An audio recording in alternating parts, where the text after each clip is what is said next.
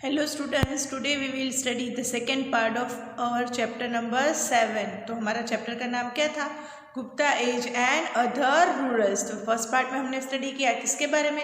चंद्रगुप्ता के बारे में, समुद्रगुप्ता के बारे में, विक्रमादित्य के बारे में जाना और किस तरह से एंड हुआ गुप्ता डायनेस्टी का। और आज इस पार्ट में हम स्टडी करेंगे administration of Gupta age. So let's start. We get information about administration during Gupta age from records, smritis and Puranas की। ये सारी इन्फॉर्मेशन हमें किस में से मिलती है? इन सारी चीज़ों में से मिलती है। रिकॉर्ड्स, स्मृतिज और पुराणास है उसमें से। Accordingly the governing body was divided into 3 sections. उससे हमें पता चला कि डिवाइड हुए थे 3 सेक्शंस में। उनकी जो गवर्निंग बॉडी थी वो किस तरह से? Central, provisional and local.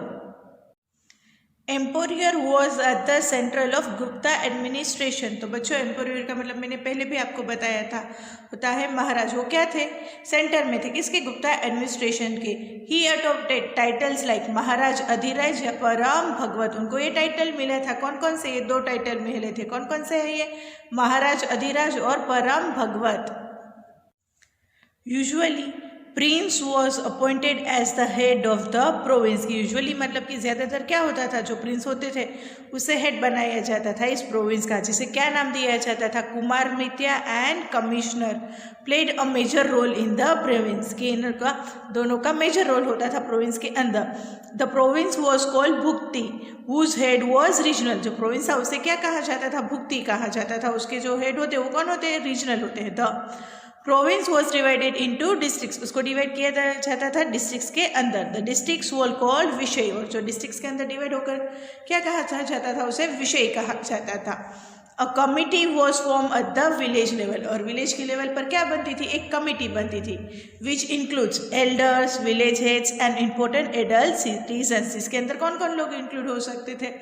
Adults है, वो विलेज के हेड्स है, और एडल्ट सिटीजन्स है, वो सब लोग इंक्लूड होते थे। Economic condition during Gupta age. In economic terms, Gupta age was golden period. की economic terms में हम देखे जाए तो गुप्ता एज है वो एक गोल्डन पीरियड था। Farming, internal trade and international trade were very develop. कि उस दरमियान क्या? इंटरनल ट्रेड मतलब कि देश के अंदर, और इंटरनेशनल मतलब कि देश से बाहर जो ट्रेड होता था वो भी बहुत बड़ा डेवलप हुआ था। Special farming practice include annual 3 year and 5 year planning. कि उसमें क्या होता था कि प्रैक्टिस होती थी किस तरह से? एनुअल मतलब हर साल 3 ईयर का और 5 ईयर की फार्मिंग होती थी। Wheat, rice in north India, sugarcane in Gandhar, grapes and kesar in Kashmir and coconut in Kamrup were grown. ये अलग अलग स्टेट्स में अलग अलग चीज़ ग्रो होती थी। Rice was grown in large quantity in Bengal. की बंगाल में राइस की जो प्रोडक्शन होती थी वो एक लार्ज क्वांटिटी में होती थी। Cotton in Gujarat and Sindh and silk was produce in Bengal. ये दोनों चीज़ बंगाल में प्रोड्यूस होती थी। Trade of condiments and spices, silk and cotton has developed in south India. और कॉन्डिमेंट्स है, स्पाइसेस और सिल्क है और कॉटन है, वो डेवलप हुआ साउथ इंडिया के अंदर। King use to tax 1/6 of the total production land was donated to Brahmins and temples. So king क्या करते थे? जो उनकी जो लैंड होती थी जिसमें से ये सब ग्रो होता था, जो लोगों के पास से वो कलेक्ट करते थे, उसमें से 1/6 पोर्शन होता था वो किसको डोनेट करते थे? ब्राह्मिन्स को, और सारे मंदिर में वो डोनेट कर देते थे। International trade was the epitome of Gupta age. तो इंटरनेशनल ट्रेड कैसा था? ओपिटम था। बच्चों, ओपिटम का मतलब क्या होता है? एक प्रतीक था गुप्ता एज का। Cotton, silk and spices were exported to Europe from India through central Asia. ये यूरोप तक एक्सपोर्ट होता था। कहाँ से? सेंट्रल एशिया से। While cotton, silk, spices, condiments and timber. बच्चों, टिम्बर का मतलब होता है लकड़ी। Were exported to east and west of the world throughout international ports like Khambhat, Bharuch, Sopara and Tamralipti. Gold, silver and other items where imported. और ये सारी चीज़ें वहाँ से इम्पोर्टेड होती थी। Religious status. Hinduism and Indian culture are seen in full swing during Gupta age. की Gupta duration में क्या हुआ कि हिंदुइज्म और इंडियन कल्चर एक फुल स्विंग में चल रहे थे, बहुत इंपॉर्टेंस मिल रहा था। तो गुप्ता एम्पोरियर्स के Vaishnavism the status of the state religion. Gupta emperors थे, उन्होंने वैष्णविज्म को क्या दिया? एक स्टेट रिलीजन दिया। एज अ रिजल्ट, तो उसका रिजल्ट क्या हुआ? Vishnu his avatars. और विष्णु के जो अवतार्स है कौन कौन से? Shri Ram and Shri Krishna were mostly worship at this time. की उन दोनों की बहुत वर्शिप मतलब की पूजा होती थी इस ड्यूरेशन में। Lakshmi became very famous goddess, Lakshmi है वो बहुत फेमस गॉडेस हुई। It was during this time only that Ramayan, the Mahabharat as well as the Puranas were recompiled. तो बच्चों रिकम्प्लाइंट का मतलब होता है संकलित हुआ ये सारी चीज़ें वापस। Shrimad Bhagavad Gita became very important text of this time, और इस टाइम के ड्यूरेशन में जो श्रीमद् भगवद गीता है वो एक उनको बहुत बड़ा इंपॉर्टेंस मिला। Like Vaishnavism, Shaivism also develop during Gupta age, जिस तरह से वैष्णविज्म डेवलप हो रहा था उसी तरह से शिविज्म भी बहुत डेवलप हुआ गुप्ता एज में। In south India Shiv saints were called Nayanar, की उसे क्या कहा जाता था, नाइनर कहा जाता था, और वैष्णव के जो सेंस है उसे क्या कहा जाता था, अलवर कहा जाता। कहाँ पर, साउथ इंडिया में। फिर उसके बाद क्या लिखा है, महिषासुरमर्दिनी, तो जिसे क्या नाम दिया गया है, Durga. Was quite popular worship year, वो भी बहुत पॉपुलर थी और यहाँ पर उनकी भी बहुत पूजा होती थी। द वर्शिप ऑफ कार्तिकिया, ये भी एक गॉडेस का नाम है। Was also practice during Gupta age, उनकी भी पूजा होती थी गुप्ता ड्यूरेशन में। Even Buddhism and Jainism also develop during Gupta age, की गुप्ता एज में बुद्धिज़्म और जैनिज़्म भी डेवलप हुआ। Samudragupta was protector of Buddhism, Samudragupta थे वो प्रोटेक्टर थे किसके, बुद्धिज़्म के। Mahayana and Hinayana cult of Buddhism also develop, ये दोनों चीज़ भी डेवलप्ड हुई थी। Cultural condition during Gupta period, Gupta age was culturally golden age of India, जो गुप्ता एज हो कल्चरली भी गोल्डन एज थी इंडिया की। Many new languages develop during this age, बहुत सारी न्यू लैंग्वेज डेवलप हुई इस एज में। Kalidas, Skanda Swami, Hariswami and Rani Vijaya and Aryasur were important literatures, ये सारे इंपॉर्टेंट लिटरेचर्स थे। Among all of them Kalidas was the best, इन सब में से कालिदास थे वो बेस्ट थे। Kalidas is called the Shakespeare of India, Kalidas को शेक्सपियर कहा जाता है इंडिया का। Taking story of Kalidas Indian epics, he wrote epics like Abhijnana, Shakuntalam, Raghuvansham and Meghdootam, उन्होंने ये सारी बहुत अच्छी अच्छी स्टोरीज लिखी है।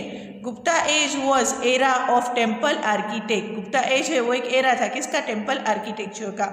गोप in Gujarat, Parvati temple of Nachna Kuthara and temple of Jhansi are the first brick temples of India, ये सारे हैं वो फर्स्ट ब्रिक टेम्पल्स है इंडिया के। The Gupta age marks the beginning of the temple architecture.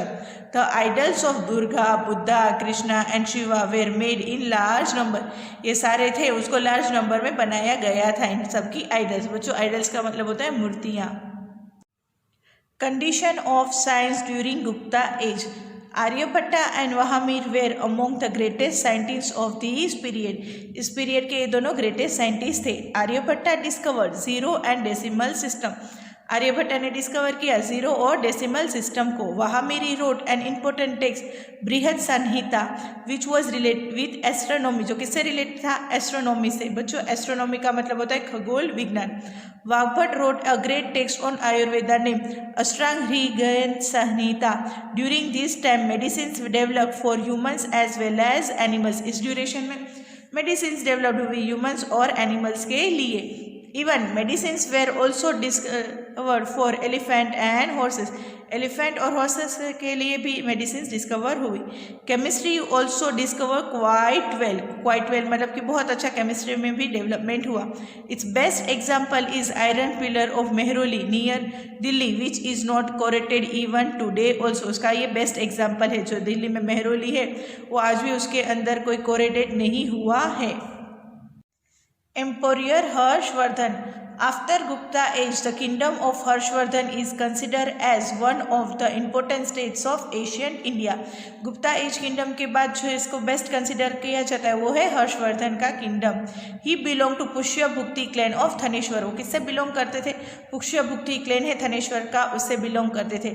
राजवीयवर्धन and Harshvardhan were sons of Prabhakar Vardhan, ये उन दोनों के बेटे थे और उनकी बेटी का नाम क्या था, Rajshri, while his daughter was Rajyashri. Who was married to king of Kannauj, Dhruv Varman, जिसकी शादी किससे हुई, कनौज के जो किंग थे ध्रुव वर्मन, उससे शादी हुई। ग्रोड किंग शशुकन and king of Malwa kidnap Rajyashri and attacked on the kingdom, की इन दोनों ने क्या किया, अटैक किया किसके ऊपर, उनके किंगडम के ऊपर, और राजश्री को किडनैप कर लिया। Which created a major crisis, जिससे क्या हुआ, एक बहुत बड़ा क्राइसिस क्रिएट हुआ। Rajyavardhan died while trying to save Rajyashri, Rajyavardhan की डेथ हो गई जब वो अपनी सिस्टर को बचाने के लिए चाहते हैं तब। In such an emergency situation emperor Harsh ascended the throne in 606 AD, ऐसी सिचुएशन में हर्ष को क्या मिला, उनकी जो ये गद्दी मिली और उसको ये सारी चीज़ संभालनी पड़ी।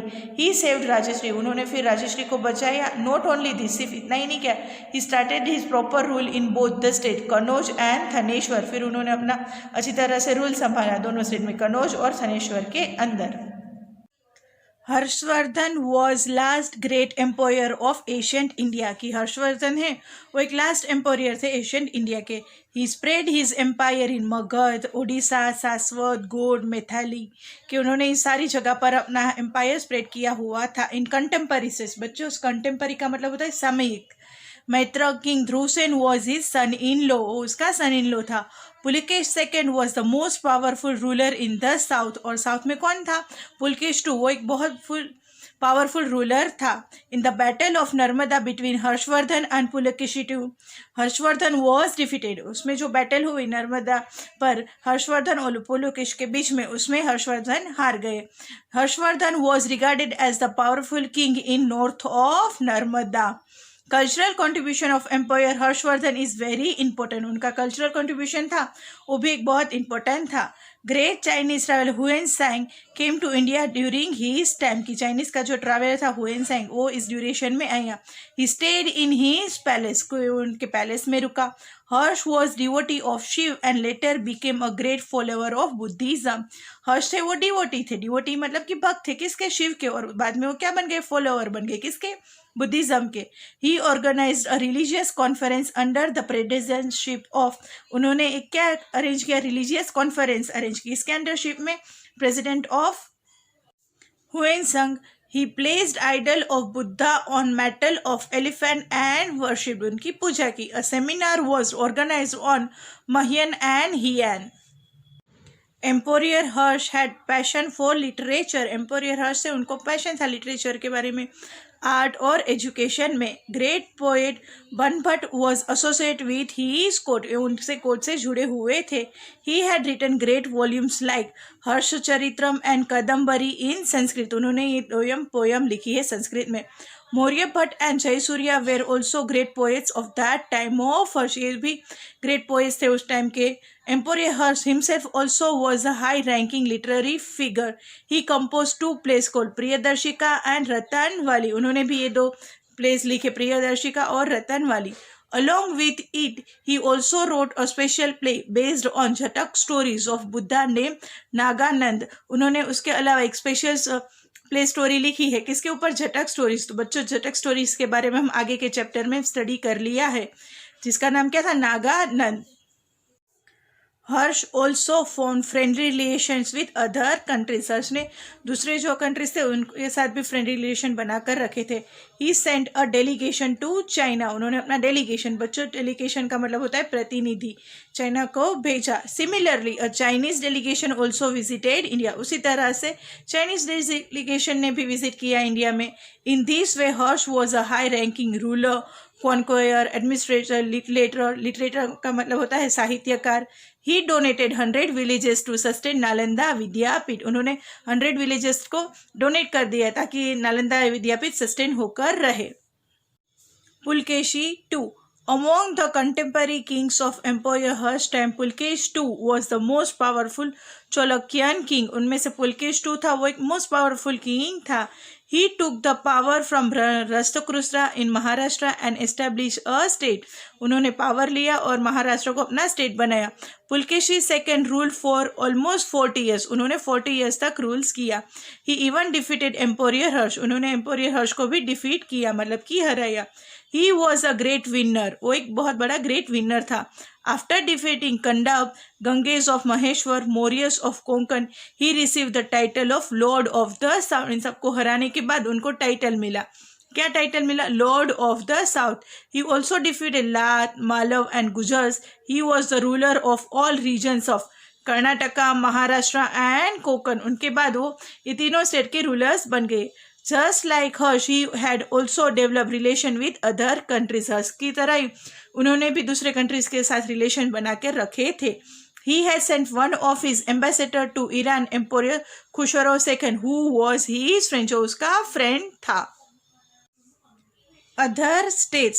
At this time, other states include Palwas of Kanchi, Gujars of Pathiras of Rajasthan, Maitras of Vallabhi, Gujars in South Gujarat, Karkonta of Kashmir, etc.